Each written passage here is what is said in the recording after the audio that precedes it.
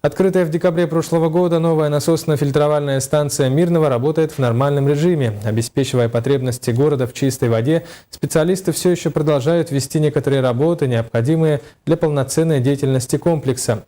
Например, не так давно на территории станции началось строительство специального склада. Подробнее Руслан Фаткулин. Очистка питьевой воды – сложный и многоступенчатый процесс. Для этого используется высокотехнологическое оборудование и специальные реагенты. Многие параметры, такие как цветность, кислотность и другие, должны строго соответствовать санитарным нормам. Также в конце процесса очистки вода должна быть обеззаражена при помощи соли. Для ее правильного хранения необходим склад, строительство которого сейчас и идет на территории новой насосно-фильтровальной станции. Заканчивается строительство склада соли для цеха электролизного приготовления гипохлорита натрия.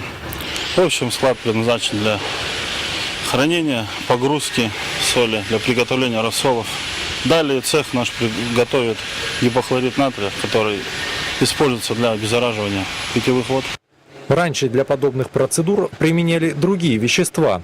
Однако все это в прошлом. Более современное водоочистное оборудование предполагает использование новых материалов.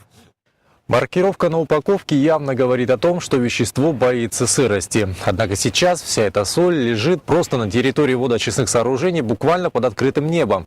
Поэтому завершить строительство склада необходимо как можно скорее.